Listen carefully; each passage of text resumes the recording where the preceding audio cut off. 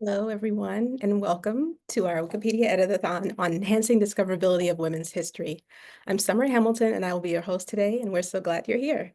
I am the Digital Community Partnership Specialist here at the Smithsonian American Women's History Museum.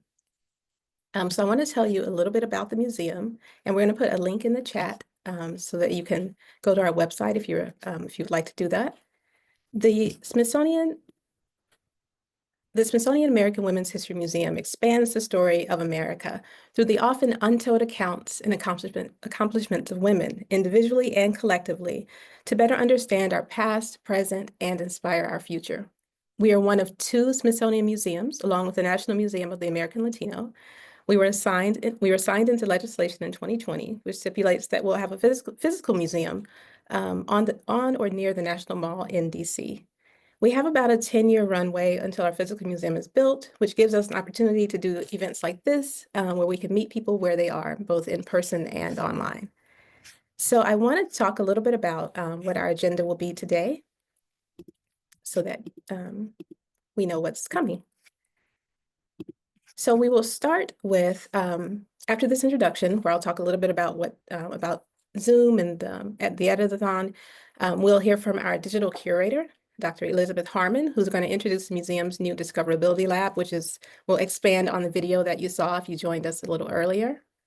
And then I will join in conversation with Diana Turnbow to offer some insight into the Women on Today's Edit-a-thon list. After that, we'll launch into a training, or for some, it'll be a refresher with Ariel Citron from Wikimedia DC, and she'll go over Wikimedia and basic editing within Wikipedia. At the end of the training, we invite everyone to take advantage of our work list and supporting sources and dedicate the remaining time to editing women's biographies in Wikipedia. So this webinar has been designed for flexibility. We've blocked out 3 hours, but you can stay for as much or as little as you have capacity for. If you need to take a break, if you need to grab lunch, if you need to step away, stretch, whatever, please feel free to do so. We'll be right here. So before I turn to the presenters, I want to do a little bit of housekeeping and share what you can expect as participants. If you're new to Zoom, one of my colleagues will drop a link in the chat with information on getting started in Zoom. For this session, you'll note that microphones in the chat feature are only enabled for our panelists. But if you have questions, whether they be technical questions about Zoom or wiki-related questions about the Edit-a-thon, we ask that you use the Q&A box. You'll find that by clicking on the Q&A button in your taskbar, which you should see at the bottom of your screen. Thanks to feedback from previous attendees, we have enabled the reactions feature. So I'm excited about that. So if you would like to give us a thumbs up, a heart, or whatever you are so moved to do, please do so. You'll also, yay, celebration. You'll also see that automatic captions are available through Zoom, and you can activate them or deactivate them by clicking either show captions or hide captions in your taskbar. And we can also drop some more information. We'll drop some more information about viewing captions in the link. Please note that this session is being recorded and may be posted to YouTube or other channels at a later date. Finally, and most importantly, we ask that everyone here work to create a safe and respectful environment for everyone here. So it is now my pleasure to introduce you to Dr. Elizabeth Harmon, the curator. I'm sorry, let me go over a little bit more clearly. I guess we talked about what's coming up. Okay, so I'll go ahead and introduce Elizabeth Harmon, our digital curator at the Smithsonian American Women's History Museum. Thank you, Summer, and welcome everyone again. We're so glad you're here. These events are so exciting because we get to increase the discoverability of women's history online in real time. And I think that's critical work that we can do to shine a light on women's history today. We talk so much about meeting people where they are already online, and Wikipedia is a really great place to do that. So let me share a bit more about how the Women's History Museum is increasing the visibility of women's lives and work in American history. This March, the Women's History Museum launched the Discoverability Lab. The lab is a cooperative effort amongst historians, data scientists, collections experts, and the public to leverage emerging technologies and bring women's history from the margins into the mainstream. Using data science, crowdsourcing, and museum collections, the Discoverability Lab's projects and experiments will help increase the visibility of women's history in historical collections and, critically, online. Let me tell you more about the problem the Discoverability Lab will help solve. So we know that women have been making history for centuries. Generations of historians and curators have worked hard to prove that. Yet all too often, that history is missing from textbooks and museums. We see headlines about this. We hear people talking about it. It's something that impacts our day-to-day lives. And it can be even harder to find high-quality resources online. And this all raises an abiding question in women's history. If women's lives and work have been documented, why aren't they more discoverable? Now, this isn't a new question. I want to emphasize that. People have been thinking about this and working on it for a really long time. But today, I think these questions about how to increase the visibility of women's history are truly more important than ever. Increasingly, more people rely on search engines, algorithms, and AI to retrieve information and understand the world around us. And that includes our past. Discoverability, how easy it is to find women's stories in historical records and online, truly, truly, truly matters more than ever then. And while women have been making history all along, their names, activities, and accomplishments have not always been recorded nor digitized in a way that makes them discoverable. And that can make their contributions seem like they don't exist at all in some cases. So the Discoverability Lab will be releasing updates and new offerings throughout the year.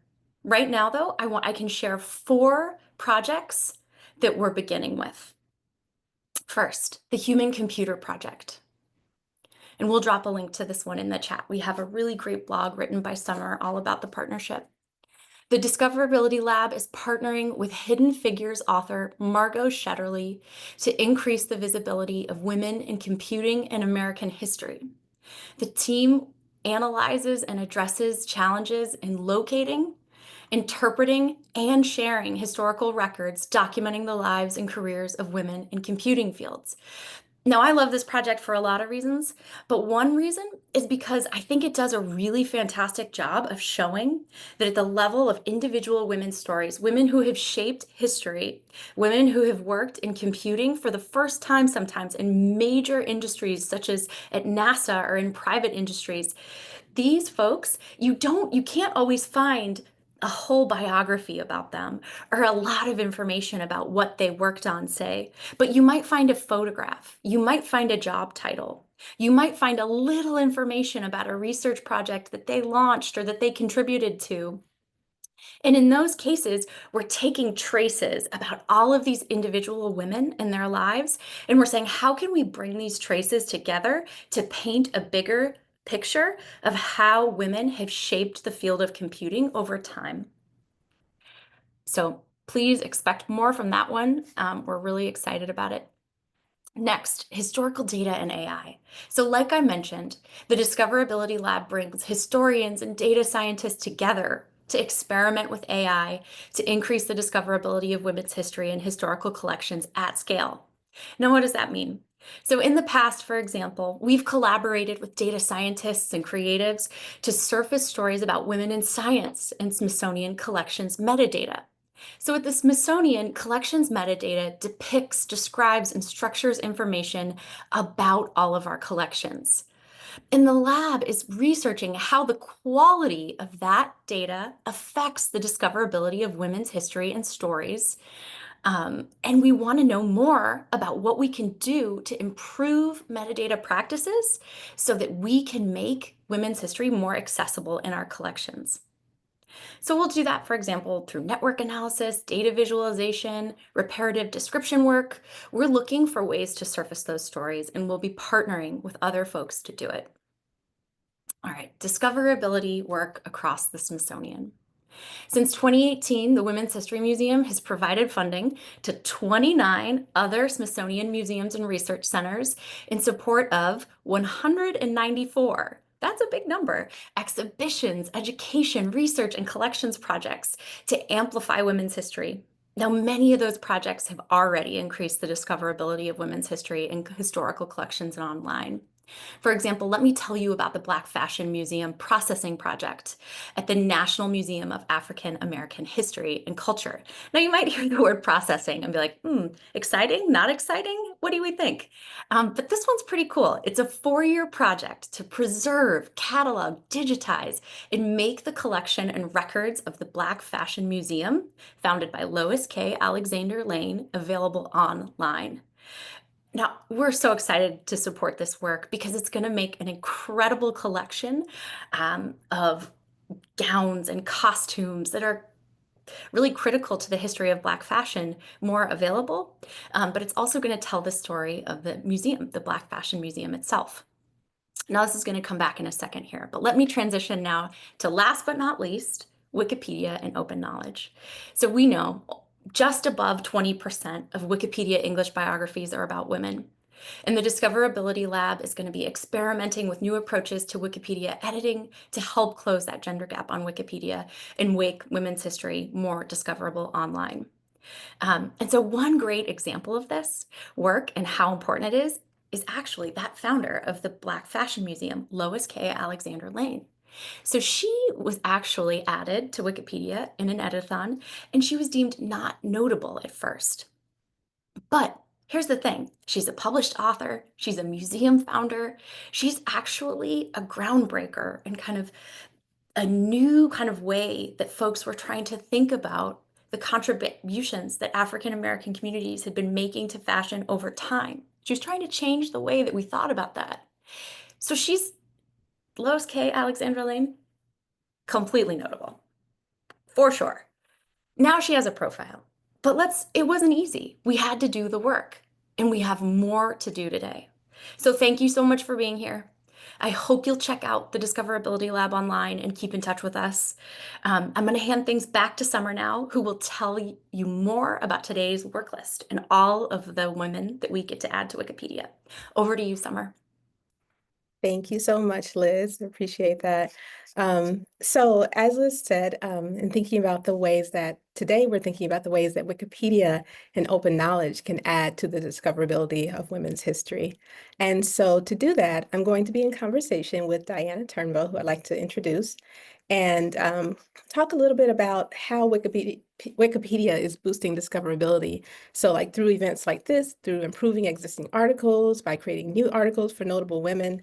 Wikipedia is a vital link within the network of online information. It often acts as a starting point for research for people, and women with articles in Wikipedia are easier to find. So to manage the work today, we've compiled what's called a work list. You'll hear us refer to that term. A work list just means a list that we use to track the articles that we're adding or editing.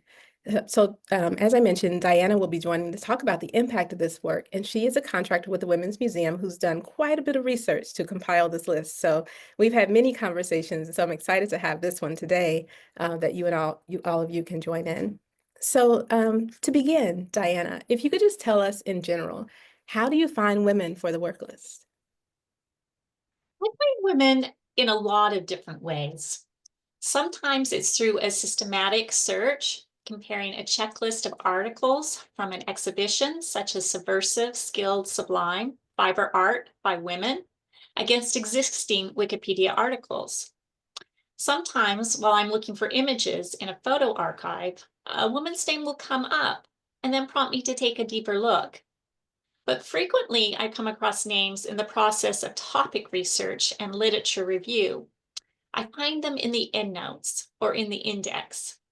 Quite often, women are a supporting example of a movement or adjacent to the main male figure, such as Elaine Whitelaw, who is on today's work list. Whitelaw was the principal fundraiser for the March of Dimes for 40 years. She created the strategies and infrastructure that raised the millions of dollars needed to fund the development of the polio vaccine. But her contributions are usually in the shadow of Basil O'Connor, the head of the March of Dimes and close friend of Franklin Delano Roosevelt, and Jonas Salk, the scientist that introduced the polio vaccine in 1954. So it's interesting that in thinking about your methods, it reminds me of what Liz just talked about, in that you have to get creative in order to find women's history. So I appreciate that about your work. So to dig into the list, more into the list today, can you tell us a little bit about Miki Hayakawa and how she came to be on today's list? So Miki Hayakawa was a Japanese-American painter and printmaker who worked in the San Francisco Bay Area in the 1920s and 30s. She was a contemporary to the artist Hisako Hibi, who was featured in Becoming Visible, the museum's 2024 online exhibition. And actually, Miki Hayakawa's Wikipedia article was created last March during our Women's History Month Edit-a-thon. Similar to Hibi, Hayakawa's life was upended by the incarceration of Japanese Americans during World War II. She died in 1953 of cancer in Santa Fe, New Mexico, and was largely forgotten. However, one of her paintings, owned by the Los Angeles County Museum of Art, one of her paintings was owned by the Los Angeles County Museum of Art. It was collected during the 20s and 30s when she was exhibiting frequently all over California. And interest in her work resurged when that painting was included in a traveling exhibition to Australia about 10 or so years ago. And later, that painting was also included in an Art Everywhere campaign on the internet. She is currently featured in the exhibition Pictures of Belonging, Miki Hayakawa, Hisako Hibi, and Mine Okubo at the Smithsonian American Art Museum, which is on view through August 17th of this year. In addition, she has been the subject of major scholarship by art historian Shipu Wang. Now, neither the exhibition nor the scholarship is reflected on her Wikipedia page right now, but we would like to change that. But it's also important to note that some of the best sources about Hayakawa and many other women are not digital. To improve this article and others, an editor needs to locate the physical books, which are most likely found in a university, or in the case of Hayakawa, an art library. Review those books and add pertinent information to Hayakawa's article and others. Now, in this particular instance, adding the scholarship by the recent scholarship by Shipu Wang will do three things. It will strengthen Hayakawa's article by filling in details, just making it a more interesting read and making her more notable. It will link these non-digital sources to her name online. And because they're in Wikipedia and online, both the sources and Hayakawa will come up more frequently in searches and just be more easily discoverable. Awesome. So excited to be able to do this and to create these entries and improve these entries. I want to talk about the next group on the list, who are the ILC Dover seamstresses. So they came up last year in our online exhibition, Becoming Visible. And these were women of the International Latex Corporation who were responsible for making the Apollo spacesuits, which I am just like fascinated with, because we don't even think about that and how important that work was. It's not something that I've thought about, I guess I should say.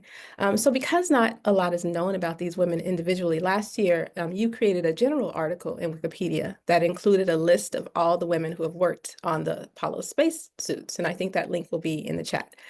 So if you go to that, if you use that link and go to the page, then you'll see that only a few of the women are highlighted in blue, and so that means that there's enough about them to meet Wikipedia's notability requirements, and they have Wikipedia pages. What I love about that page is that we can still see the women, though. Their names are still out there, even if we don't have pages. But today, you're going to tell us a little bit about how we have the opportunity to add more blue links.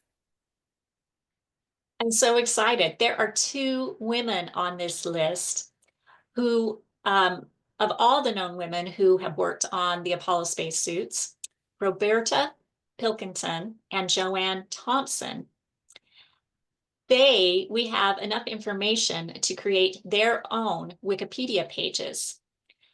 And Roberta Pilkington is actually known for saving the launch of Apollo 17 in December of 1972, when one of the spacesuits needed major repair. ILC sent Pilkington from Delaware to Florida. It was the first time she'd ever flown on an airplane. She went carrying a briefcase holding the replacement part, and the briefcase was handcuffed to her wrist. She arrived at the Kennedy Space Center at 4 a.m. and worked until she had the repair completed, which was by midnight that same day. And the launch could go on. This was actually a last-minute save.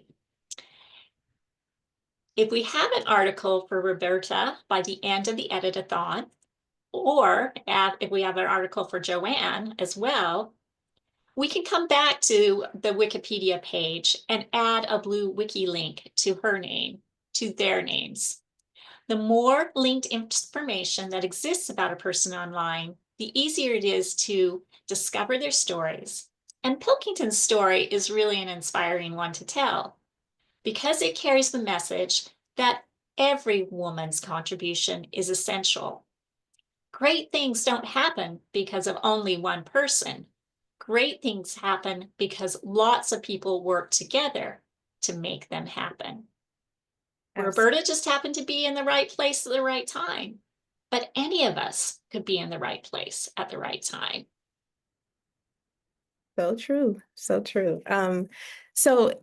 It's really neat to see these women on today's work list who've been part of research, exhibition programs elsewhere. It really makes me think about how discoverability is a group project, and we can't take it for granted just because someone has done something notable. I mean, look at the women you just described, that they will automatically be in Wikipedia. Like, we should check, like, just make that a practice. We can check. And even if they're famous, sometimes they still don't have a Wikipedia page. So let's talk about to get into the last couple of women on the list that we're going to talk about today, or that were the last couple of highlights. Let's talk about Gilda Miros, and how does she kind of illustrate that idea of being famous but not having a Wikipedia page?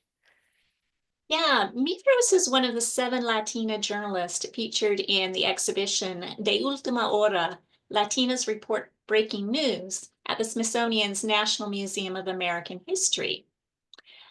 She was born in Puerto Rico, and Miros made a name for herself in both television and theater, and then radio and television in Mexico, Puerto Rico, and the United States. She began her career as an actress in Mexico during the 1960s, and in the 1970s, Miros transitioned to radio and television, working as a journalist, producer, and announcer with stations in New York and Miami.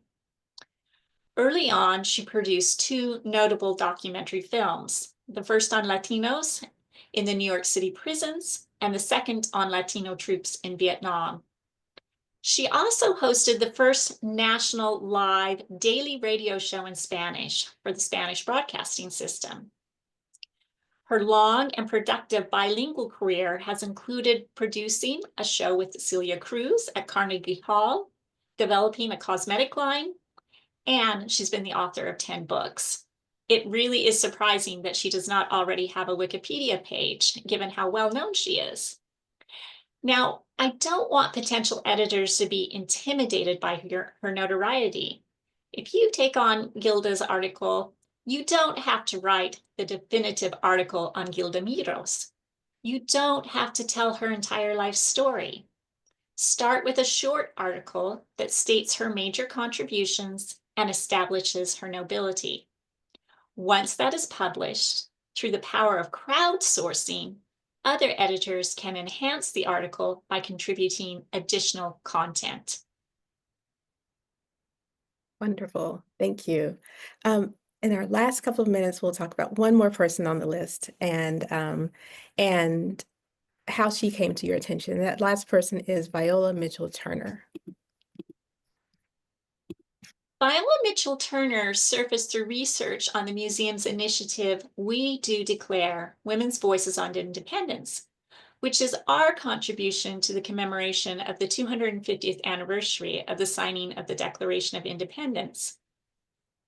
In 1960, Turner became the first woman vice president with the North Carolina Mutual Life Insurance Company, one of the most influential African-American businesses in the United States at its time.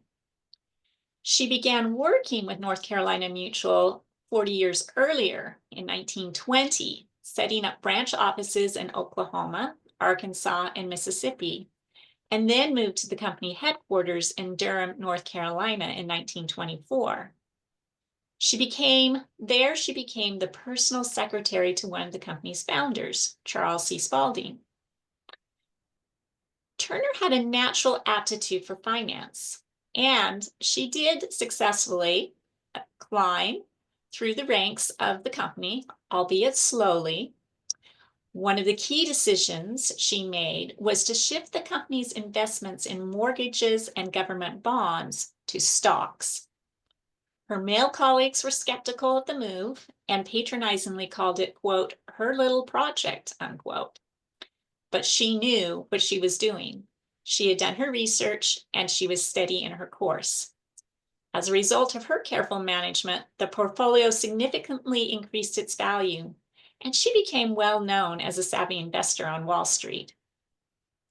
Turner was loved and respected in her community, in part because her achievements were not just for her own gain.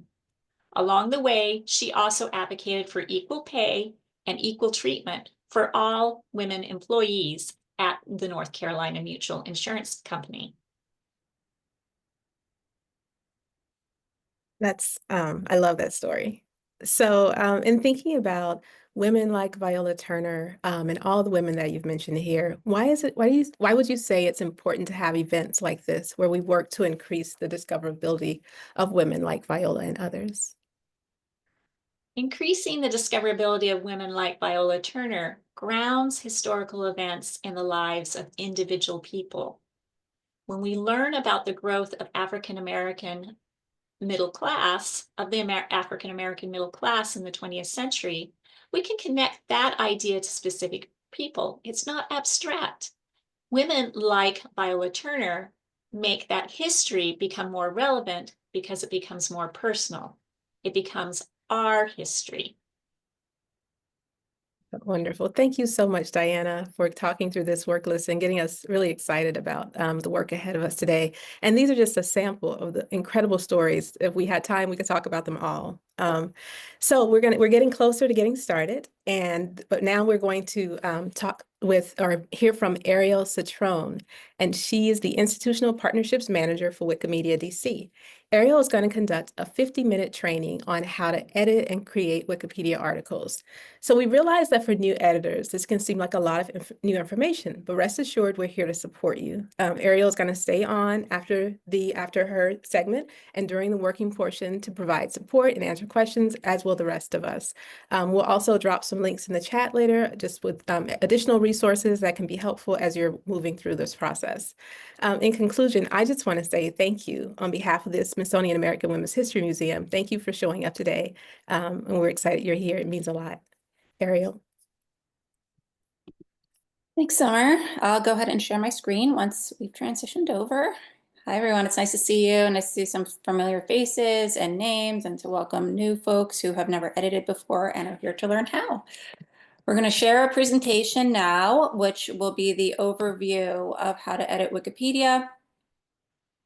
And a little bit about myself and my organization. I did drop a note in the chat that I saw that some were sharing that link ahead of time, which is great. It is the link to the event page. Please take a moment to go to that event page and log into Wikipedia. You can do that preferably early on in the session, since the first few slides are just an overview, and you can take a few moments to do so. You'll go ahead and log in on the top right or create an account in Wikipedia if you don't already have one. It's important to note that Wikipedia usernames are public. So you do not have to use your real name, and you do not have to share anything about yourself that you do not want to share. Okay, so with that, a formal introduction. My name is Ariel Citron. As Summer said, I'm the Institutional Partnerships Manager for Wikimedia DC. Wikimedia DC is a regional outreach organization for Wikipedia and the Wikimedia Foundation. It's important to note that our organization is not the same as the foundation. We are recognized by them as an outreach organization that can train people how to edit Wikipedia and learn how to do so, though you do not have to only learn from Wikimedia DC or other chapters to edit Wikipedia. You can always do so on your own as well. You can expect to learn how to edit existing Wikipedia articles and create new ones with the goal of improving things on our work list today. There's a couple tools we'll be talking about quite a bit. As I said, the first few slides on here it's a lot of housekeeping and overview of what to expect. So please bear with me until we get to the good stuff and actually learn how to edit. So we have our Wiki event page, which was already discussed earlier. It's an article work list. It also links to Wikipedia policies and tools. And importantly, it actually has available sources and resources that you can use to find information about women on our work list today. The other thing that is very important that's on our event page is our Google Sheet.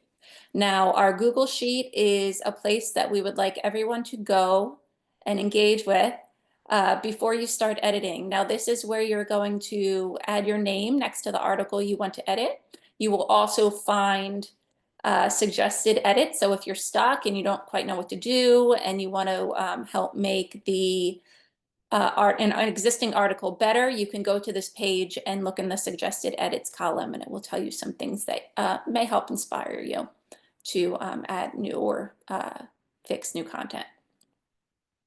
So again, note the Wiki event page is where the work list and the sources will be, and the Google Sheet, which is linked on the event page, will allow you to share your username next to the article you want to edit. This is what the event page looks like. This is on the top of it where you can create an account or log in.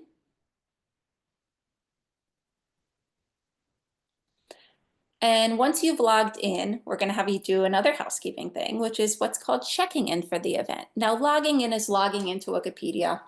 Checking in for the event is a bit different. It just lets us know who was here today for this specific event.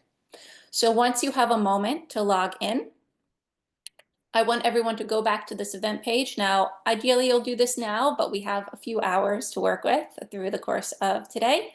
So you'll actually have a chance to do this then as well if you don't feel like doing it now.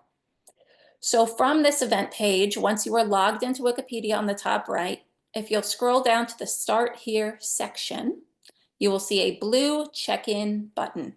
Again, by clicking that button, you're just letting us know that you're here for this event. Once you get to the next page, it'll look a bit like this. Don't be scared. You don't have to type any code or anything into this page. You simply need to click the blue Changes button. That will add your name to a list of attendees for today.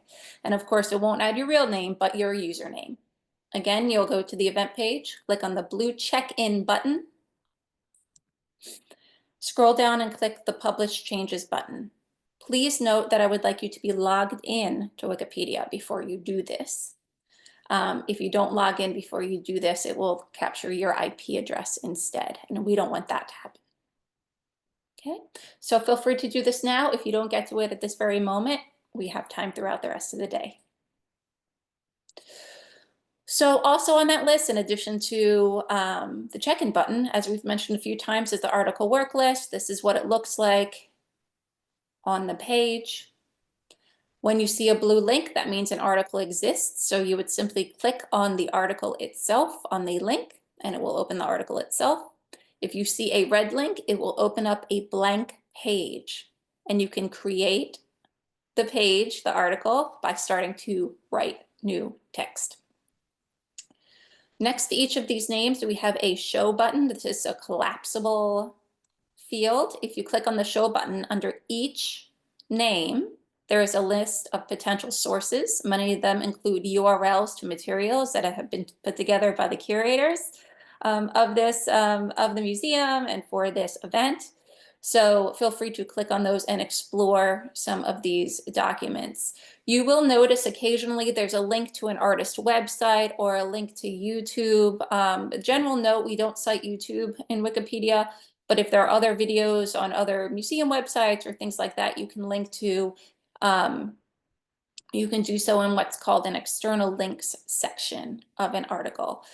You don't want to, and we'll talk a bit more about acceptable sources and where to use some and not others, etc., in the later portion of the event. But you will see mostly secondary sources in these lists, and this is where you will find information about these women. So this is what the Google Sheet will look like when it's comes time to use it. You'll find an article you want to edit. You'll go to this sheet and reserve it by just simply adding your name. And then you'll come back to the event page, click on the article you want to work on, and start working. So now we've done some of the front of house housekeeping. We'll take a big step back and talk a bit about Wikipedia and what it is exactly. So Wikipedia is one of those things many of us use on a daily, weekly, monthly basis, but we don't stop to think about what it is exactly. So Wikipedia is a multilingual, web-based free encyclopedia based on the model of openly editable content. What that means is that it's an encyclopedia that's online that anyone can edit. It's the largest work of its kind on the internet, and it's supported financially and in other ways by the Wikimedia Foundation. If you are ever asked for a donation when you go onto Wikipedia, that money goes to the foundation, and they use it to keep Wikipedia online. They have their own staff. They also use it for grants to organizations like mine that do outreach work like this event. You'll hear us say Wikimedia and Wikipedia quite a bit. This is a good visual way to remember it. Just think about Wikimedia as the umbrella, and all of the things listed underneath the umbrella are the projects of Wikimedia. So the #1 project is Wikipedia. It is the largest and oldest of the projects. We also have Wikimedia Commons, which is an online photo and image repository. Any photo or image that you see in a Wikipedia article must be uploaded to Wikimedia Commons first. That has to do with rights to images, and it allows Wikimedia to vet images to make sure that they are of the right copyrights, and if they're in the public domain and so forth, it allows Wikimedia Commons to vet that material before it is added into Wikipedia. And lastly, out of these, I'll mention Wikidata. Wikidata is an online database. We won't be doing too much training on Wikidata today, but those are the three biggest and most well-known, though, of course, the most well-known of the Wikimedia projects is Wikipedia. Wikipedia was founded with the idea that the sum of all human knowledge should not be behind a paywall. Editing and using Wikipedia is free. It's edited by volunteers. There's no official process to becoming a volunteer other than creating a username, so welcome if you're new. All edits are recorded forever, and there are over 7 million articles in English language Wikipedia, and this slide's a little old, but I believe there are Wikipedias in over 300 languages now, so it's not just English Wikipedia that's out there. All content is freely licensed without restrictions. This includes uploaded images, text, and whatever it may be. Just please note that once you enter text into an article and you hit publish, you are releasing the rights to that, to what you've written. So please keep that in mind. I mention this is because sometimes we have bloggers or academics on the call, and I had one instance in the past where somebody just took a blog that they had written elsewhere and pasted the entire thing into a Wikipedia article. That's not good practice anyway, but what that did is you're saying, okay, now it's released into the public domain and anyone can steal this, or reuse it rather. We don't say steal, but reuse it freely. So, and that's not a good thing. So make sure that what you enter into a Wikipedia article, once you hit publish, that you're okay with releasing it into the public domain. Now, the next few slides are the things we want you to remember. This will hopefully help get you in the headspace to start writing in a voice that's appropriate for Wikipedia. And what that means is an encyclopedic voice. And again, these are the things we want you to remember. So obviously we've covered that, and it's an encyclopedia. So you should write as if you're writing for an encyclopedia, not a research paper. It's a little bit different, and we'll talk about what that means in terms of tone. What that means is that anything has to be written from a neutral point of view. And remember, everything is free to use, edit, and distribute. Editors should treat each other with respect and civility. And Wikipedia has no firm rules. I do want to back up and say, as far as the civility issue, like anything that's on the internet, the internet can be a great place. It can be a scary place, but we ask that when communicating with others in Wikipedia, you maintain a kind tone, you treat others the way that you would want to be treated. And if you are ever faced with a time where you feel uncomfortable on Wikimedia platforms, please report that behavior. It is taken seriously. And again, as you'll see, neutrality comes up quite a bit when editing Wikipedia. So please, when writing, please be as neutral as possible. I had an event the other day, and I think the best way that it came up in conversation is, while you don't want to seem dry, I would rather you seem very matter of fact and have great sources than to embellish or what we call use puffery to either add to your word count or to make somebody try to use that to prove notability. What we want for you to do is to write in a neutral tone, but use someone's accomplishments to prove why they are notable. And that brings us to our next point. What is notability? So why is somebody important enough or notable enough rather to have a Wikipedia article? Now, we'll get into what this means when writing about women, which has been touched on a bit, but for now, the general rule of thumb is you should be able to find 2 to 3 high quality sources, secondary sources, I should say, that talk about why somebody is notable or important enough to have a Wikipedia article. So this will be something they've done, important events they've been involved with, their work, things like that. So 2 to 3 high quality sources that talk about why that person is notable. Now, these should not be what's called passing mentions. These should be good bits of information. So maybe a chapter in a book, a newspaper article that could be considered a profile piece, things like that. So verifiability is about the types of sources. We only want you citing secondary sources. We want them to be from good, reliable, verifiable places. So newspapers, academic journals, books, websites from the Smithsonian, for example, museum websites, historical societies. Use your best judgment. If it's a fan blog that somebody put out because they're a huge fan of an artist, you don't want to cite that because that's not reliable. You don't want to cite social media because that is self-published. You don't want to cite someone's own website. So if an artist has their own website, you do not want to cite that. You can share it in another section called external links, but we do not want you citing someone's own website because that's not a secondary source, it's a self-published source. Okay. Next is no original research. This goes back to the types of sourcing. Please don't cite primary sources. You're citing things that people have already published. Remember, Wikipedia is a tertiary source. It's an encyclopedia. So as a tertiary source, you are citing secondary sources. So the ones that I mentioned before, assume good faith is the next on our list. Try to maintain a congenial spirit when working and within the encyclopedia and communicating with other editors. And lastly is conflicts of interest. I like to say love, blood, or money. Don't edit an article about yourself, someone you're in a close relationship with, someone you are closely related to, and someone or some place with which you have a financial relationship. So you don't want to write about yourself, a loved one, a friend, an associate, or the place where you work, or a place where or someone with whom you have a financial relationship. So quick way to remember that is love, blood, or money. Let's stay away from all of that.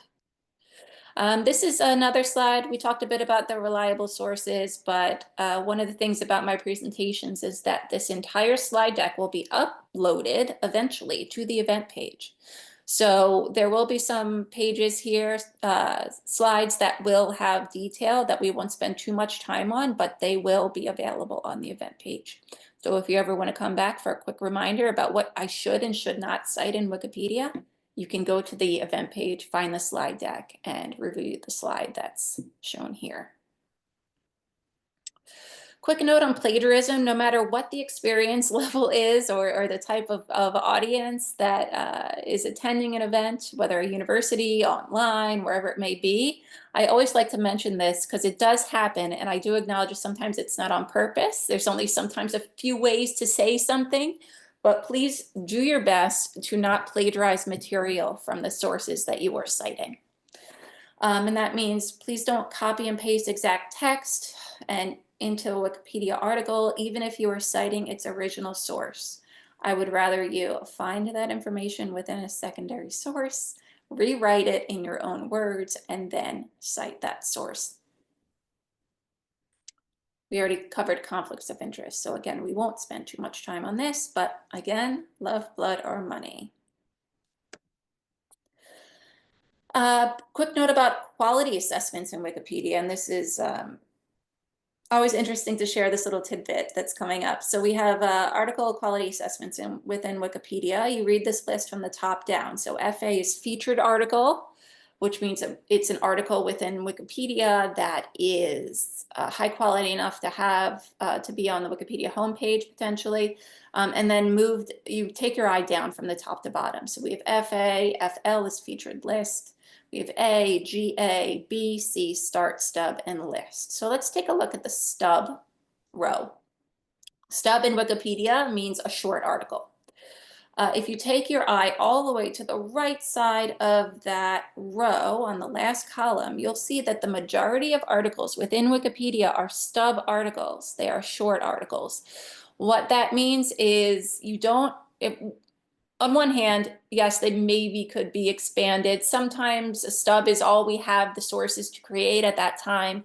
But what it also means is it is totally acceptable to create, especially at events like this where we have new editors, it is totally acceptable to create a short article and get it into Wikipedia so that others can pick up the ball and add information as it becomes available. So what I always tell people at these events when working on new articles, please aim to write 5 to 7 sentences where you're citing your sources, creating hyperlinks, and proofreading your work for a neutral tone. If you can do that and publish a stub within Wikipedia today and create an article for a woman who doesn't have one, we consider that a success.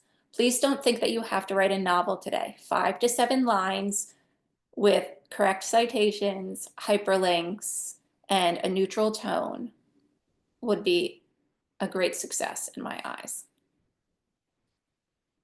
Okay, we're going to talk a bit about the gender gap.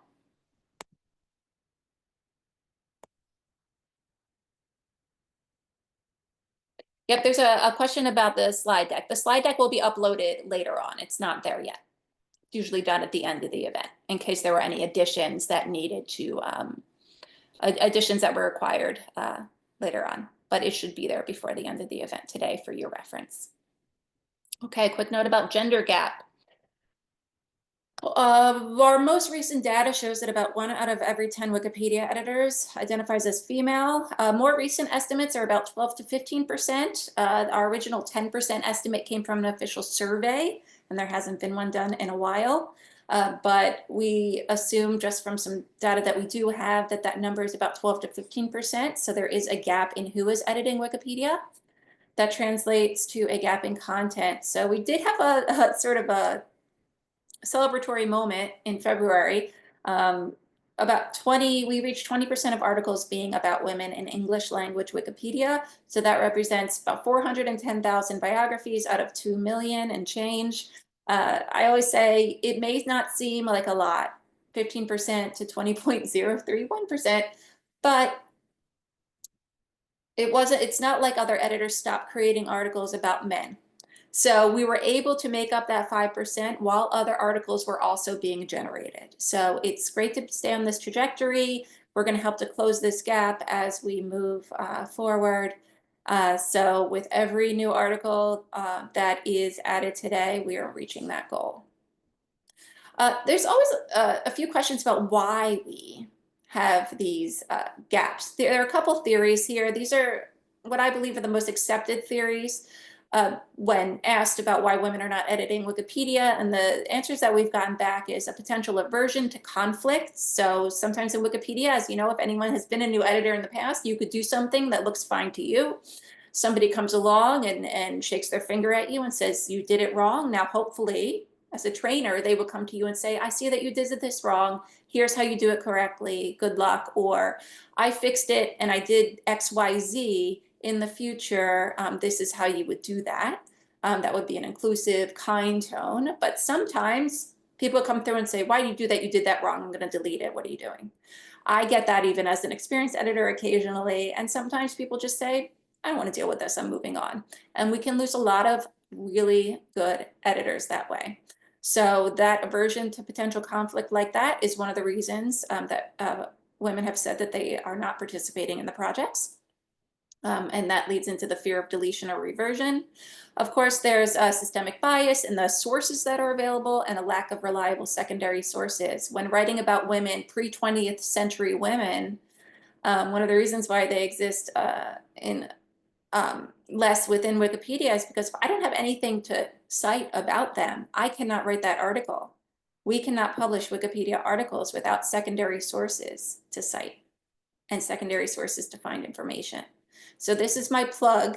If you were in a position, if you were at a paper, a journal, or you're at a museum, and you have a chance to write about somebody and publish something about someone who doesn't have a lot of sources about them, please go ahead and do so, and feel free to ping me, because what that does for Wikipedia editors is it gives them something to cite.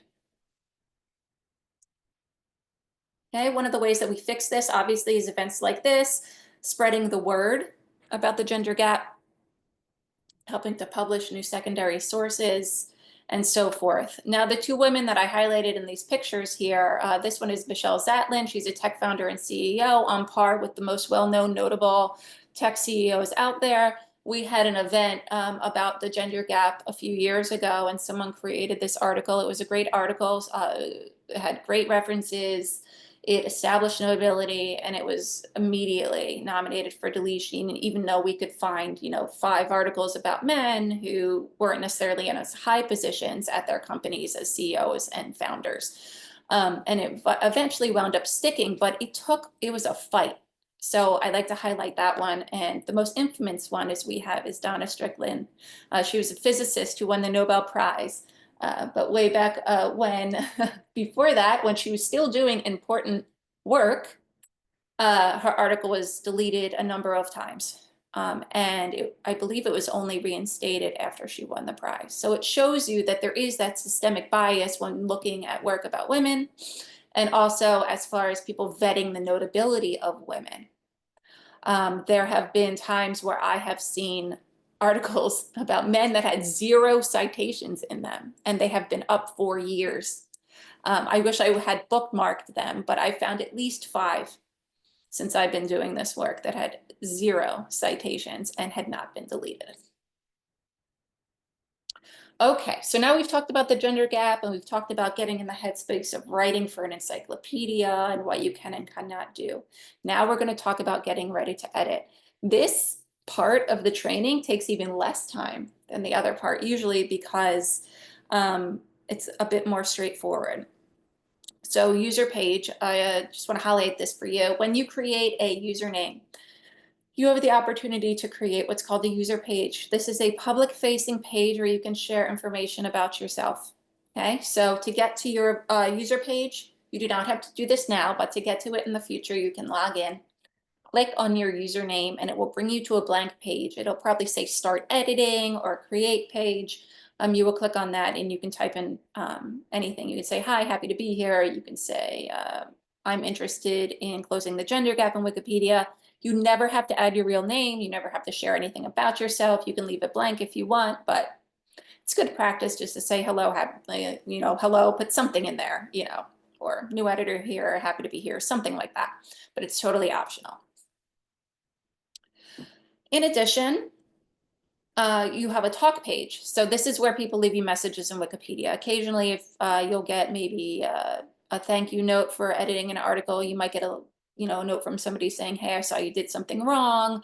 Or they might give you some ways to improve an article. You also might even get a welcome from a community called the Tea House or other editors. So if you get a message either in your inbox telling you that you have something on your talk page, or you see a notice, you would click on the talk page tab or the notice at the top of the page in Wikipedia, and it will bring you to your talk page. Now you can actually reply on that page by just going to the message someone has left you and click reply, and you can reply right on there. Again, we won't be doing too much with this, but this is just to let you know that it's there for you. Now, we're going to start clicking around, and I do want to preface this to say that I know that it can be really hard to go back and forth from looking at their Zoom screen to going to Wikipedia and so forth, on and on throughout the day. So do your best with that. I highly recommend when it comes time to use the event page itself, when you're clicking articles to edit, maybe open it in 2 or even 3 tabs, because you will close one by accident and then you'll forget how to find it, and it can be frustrating. So at this point, I'd like everyone to actually go to that event page again and make sure that you are logged into Wikipedia on the top right. You should still be if you did it at the beginning, but go ahead and do that. While you're doing that and going back to that event page, I'm going to talk about what we're about to do. So there are 2 types of editors in Wikipedia. There's visual editor and source editor. Visual editor is what you see is what you get, mostly editing system. When using it, your article will look almost like it did before you clicked on it. It's almost like using WordPress or a Google Doc or a Word document.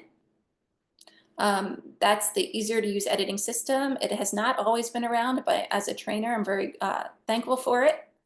We also have source editor, which is code editing. You're welcome to edit in code today if that's your preference and you have experience with that, but the training from this point on will be for visual editor. Now, the reason I bring this up at this point is there are a few ways when editing Wikipedia to get to visual editor. Now, I like, as a trainer, to have you set a preference that makes it as easy to find from this point on as possible. If you're an experienced editor, you probably already have this set, but if you are brand new today, I want you to follow along with me, and I will be as descriptive as possible so you can do this without actually looking at the Zoom screen. So go ahead and open that event page and make sure you are signed in. Again, what we're doing is we're making visual editor easy to find when we need it. So you're going to go to the top right and you're going to click on the person icon. There is an icon that looks like a person. You're going to click on that and that opens up a list of options. I want you to click on the preferences option. From that point, find the editing tab. It should be about the 3rd or so from the left. So first click on the person icon, click on preferences, then click on the editing tab. I want you to scroll down to the editor section and find the editing mode drop-down menu. You're going to open that up and you're going to select show me both editor tabs. So again, scroll down to the editor section, open up the editing mode drop-down menu, and select show me both editor tabs. Once you've done that, scroll down and select save. Should be a blue button at the bottom. I'm going to run through this one more time. If you don't have a chance to do this right now, I can walk you through it later on once the actual editing training has wrapped. But try to do it now if you can. So you'll go to the person icon, you'll click on the blue preferences link below that. You'll go to the editing tab. You'll go to the drop-down menu called editing mode. You'll open that up and select show me both editor tabs and select save. Again, what we're doing here is making it easy to find a visual editor when we need it. That's the easier to use editing system. So with that, we're going to move on to article anatomy.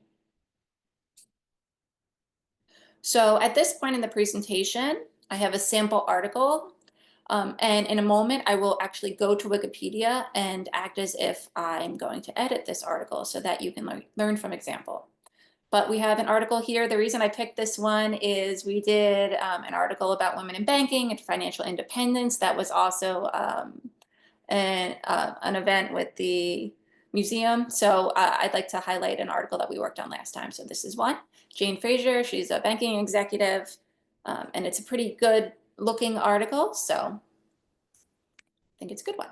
So every article has a existing article has a talk page. When you click on an article, and you're looking at it, if you look on the left-hand side, you'll see a tab called Talk. That will bring you to any behind-the-scenes conversations that are happening about the article. You do not have to engage on this page. It's totally optional. You do not have to ask for permission to edit a page on the Talk page. It is totally optional. But just know that if you ever want to see anything going on behind the scenes or any conversations, you can click on the Talk tab and you can see them there.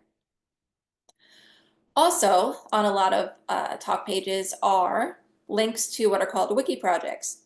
Now, wiki projects are project pages where individuals come together to edit things or work on things related to a certain topic. So there's a wiki project science, a wiki project history or American history or anything you can think of, there's usually a wiki project for it. So if an article might be of importance or it is related to that topic, you can add a tag for the project on the talk page, and it will be added to the page of that project.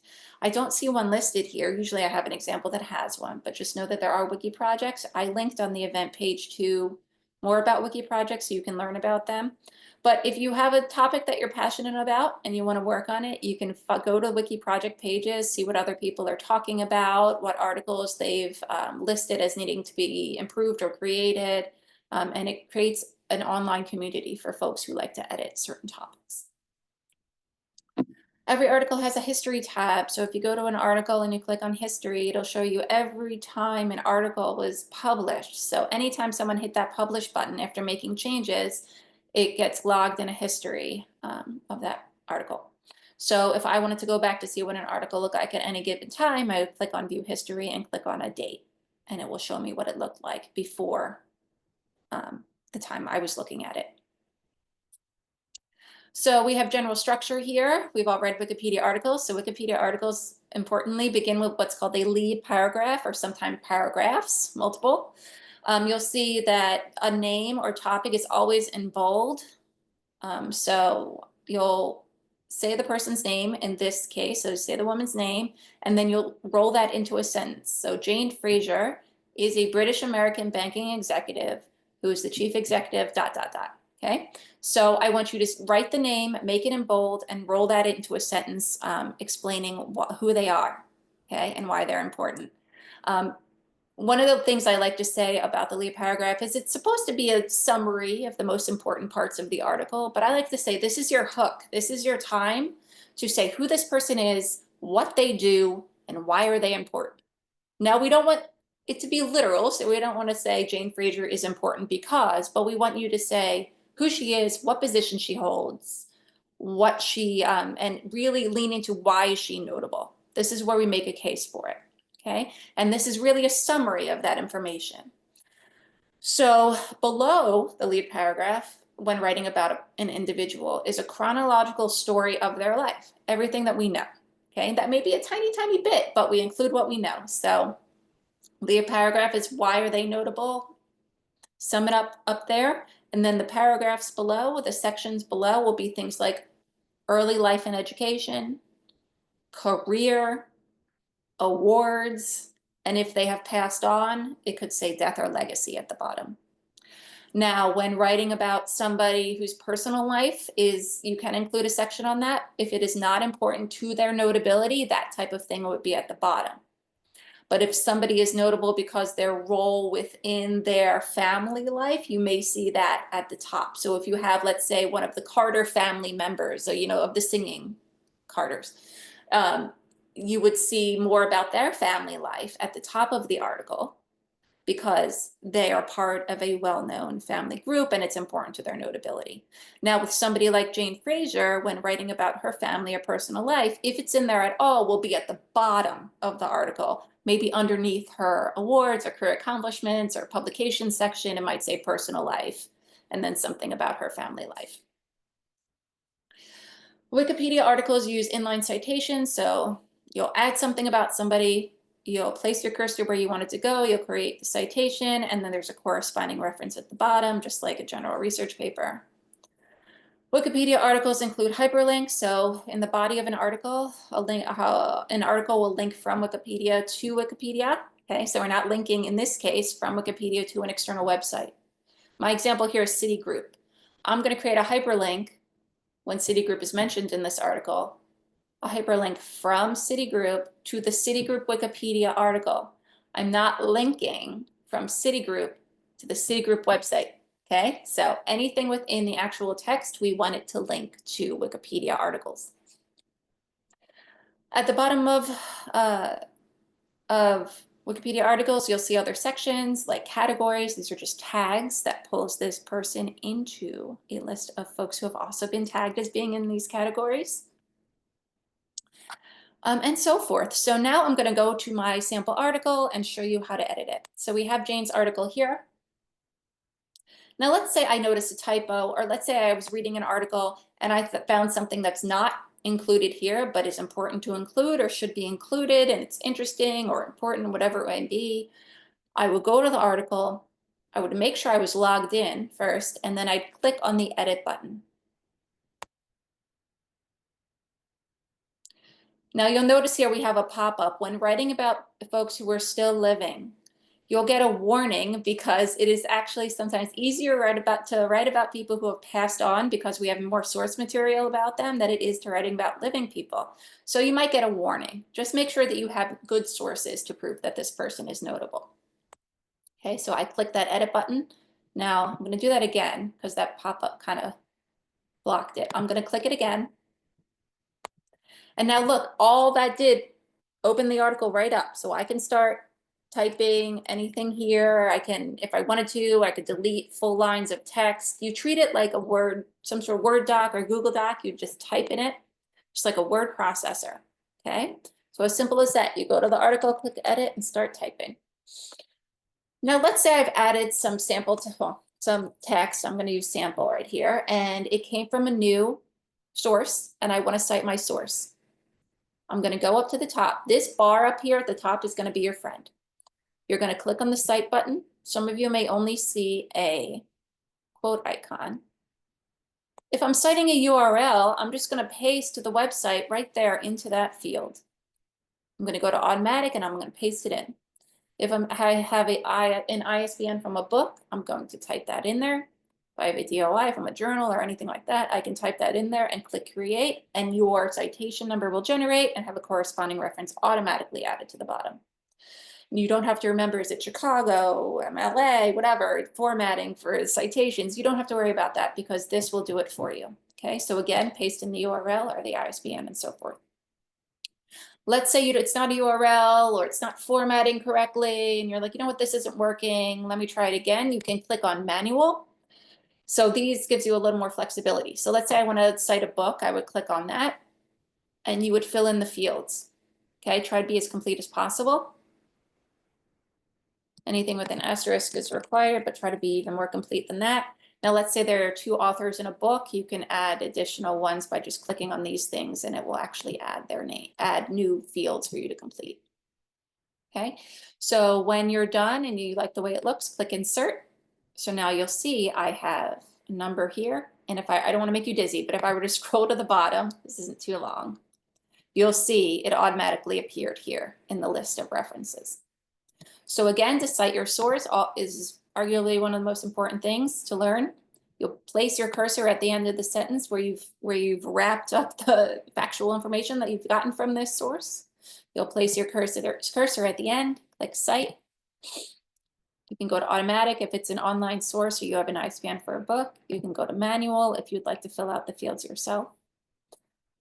Lastly, you can go to reuse if you're citing something that's also already been cited. So let's say I'm using this source more than once, I would just click on it again. An even easier way to cite something again is let's say I cited this source right here already and I don't want to go through citing it again. What you would do is a literal copy and you can paste it anywhere else within the article and it will make it appear there as well. Okay, so that's how you cite sources in Wikipedia. Next thing I'm going to show you how to do is hyperlinks. So we have, okay, we'll do Citigroup because that was my example before. I'm going to break this link to show you how to do it. You're writing about somebody and you mentioned a company where they work, a museum where their work is represented, or a university that they went to, and you want to link from this article to that article. You're going to highlight the text, go up here to the link icon, and watch what happens when I click on it. It's going to pull up automatically a list of all Wikipedia articles that have Citigroup in the title. Okay, it's as simple as that. Highlight what you want to link from, click on the link icon, and you're going to find the most appropriate one. So in my case, it's this one. And now your link has been created. You only have to link to something the first time it appears. So if Citigroup is mentioned 10 times within this article, you only have to link to it the first time.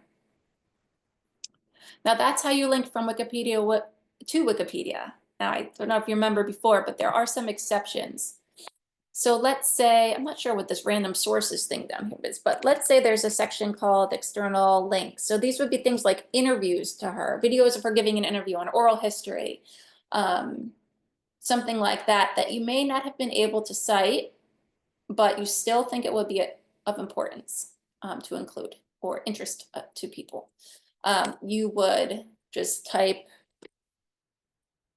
what you're citing. So in this case, it would maybe be like interview given to XYZ magazine, and then you would link to it the same way you link to the Wikipedia article. So I'm going to go up here, hit my link icon, but this time I'm going to select external link, and you're just going to put the URL to the website that you want people to be taken to.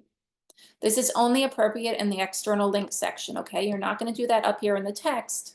You'll only do it down here when appropriate.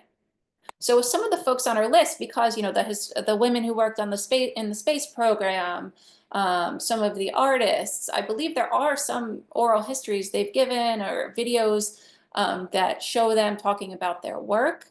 This will be a great place to put that. So you would literally describe what you're linking to, and then you would highlight it and click the link icon and paste the URL there. Next thing I'll show you how to do is to put these sections. So let's say you've done the lead paragraph and you want to start building out other sections in your article. I know this is already there, but let's pretend it's not. You can start with early life and education. If you have this information, this is not, we don't want to assume that we have information for every single possible section, but just add what you have. Okay, so let's say you want to create a section. It's as simple as changing the font. So you'll see this is a regular font right now. If I go up to paragraph, I can change this to a heading. And that's how you make a section. Okay, so now I hit enter return, and I have, it will default back to the regular text, and I have a whole new section I can start working on. Now, one of the things that's important to remember is that when creating new articles, this reference section is not, oops, I apologize, is not automatic. So when starting a new article, one of the first things I recommend for new editors to do is to go to the bottom of the page and create a references header. Remember, we're going to type it in, then change the font, then just go back up to the top of the page and start writing your article. Because references headers are not automatic. I wish they were, but they're not, and you need to add them. So that's how you make these headers. You type in what you want to add, and then you change the font. The, believe it or not, last thing I will show you how to do here at this point is put in pictures. So every photo that's in Wikipedia must be added to Wikimedia Commons first. So what I'm going to do now is show you how you can go to Wikimedia Commons without actually leaving Wikipedia. I'm just going to go over here for ease and copy her name. So let's say you want the photo on this side of the page, on the right side, or you want it on the left side. You'll put the cursor in the general area where you want it. Now, if you know code, you can go into the code side of things and do a little tweaking here and there and get it more exact. But if you don't know code, this is a good way to start. Just place your cursor in the general area where you want the photo to go.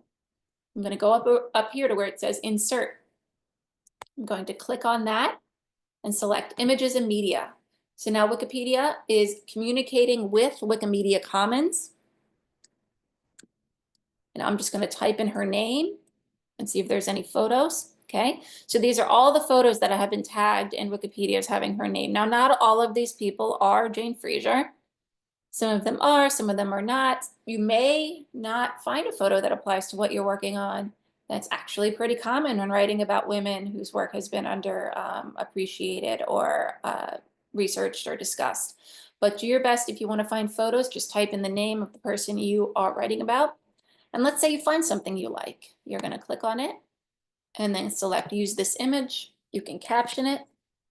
You can also do alternative text, which is what somebody who's visually impaired, their screen reader will tell them about the photo. And then you can click Insert. Before clicking Insert, if you want to change the size, you can go to Advanced and click around there. But mostly, you'll just caption and add text. And now I have her photo in the article. Now, again, these are all photos that were uploaded to Wikimedia Commons first. Okay. So if you choose to engage with Wikimedia Commons and want to add new photos to there, I don't usually include that in the training, especially if we're low on time, but it will be in the slide deck. I'd be happy to show anyone how to do that before the end of the day, though, in more detail. So the last thing I'm going to show you here is publish changes. Obviously, I vandalized this article. I'm not going to publish for real, but if you are working on an existing article, you will click Publish Changes. You'll get a pop-up menu called Edit Summary. It's a box. It's going to ask you what you've done. You don't have to write a novel there, okay? Just write added new biographical information, fixed typo, that sort of thing, and then you click Publish and your changes go live immediately, okay? So I'm going to go ahead and get rid of my changes and go back to the event page to talk about process today. So we have our articles here.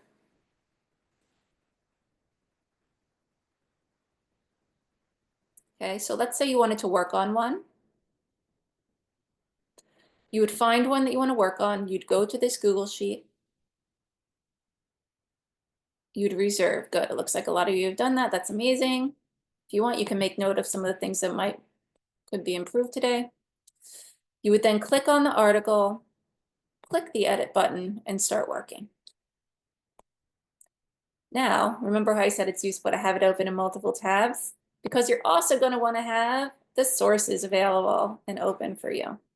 So use one of the tabs maybe to click through to the articles, and then another tab of this page to actually look at the sources that are available. The last thing of note here is the new articles. You'll see that articles in red are called drafts. I do this on purpose because it is possible for anyone to create what's called a main space article in Wikipedia that's new. But if you were to just type in a name for an article that didn't exist and just start it, if you're a new editor and you don't really know what you're doing, it's more likely that your article will be deleted pretty quickly. So by doing these as drafts, you're able to save them while you are working. So you'll click on this article and you'll get a blank page. First thing I always do is my cursor. Interesting. There we go. I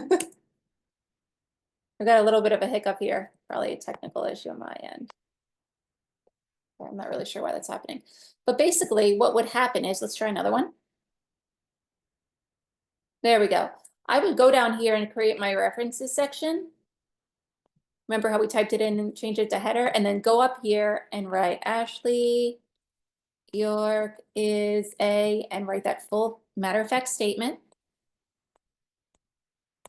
And make your case for notability in a few sentences and cite your sources. Once that's done, you click Publish Changes, and you can again click Edit once more and keep coming back and building and building and building. And that would be the goal for the rest of today, especially if you're going to do new articles. If we can get a couple drafts successfully published, that would be amazing. And what I usually do either before the end of the day or later on in the days following the event is I go through the drafts that were created. I copy edit them a bit if necessary, and then I will move them over into Wikipedia main space. So with that, I'm going to ditch what I did here and go back to this event page. I will remain on the line. I believe Andrew's still here to remain on the line as well to help with any questions. We do have other experienced editors in the chat. If you're able to communicate with other editors, feel free to say hello. But I will stop my share now. I'm also here to continue demoing anything, but the next hour and 40 minutes or so is for active editing. Hopefully we'll get some new edits here and we'll be able to create some new articles. So with that, I'm going to stop my share and talking as well. Thanks, everyone.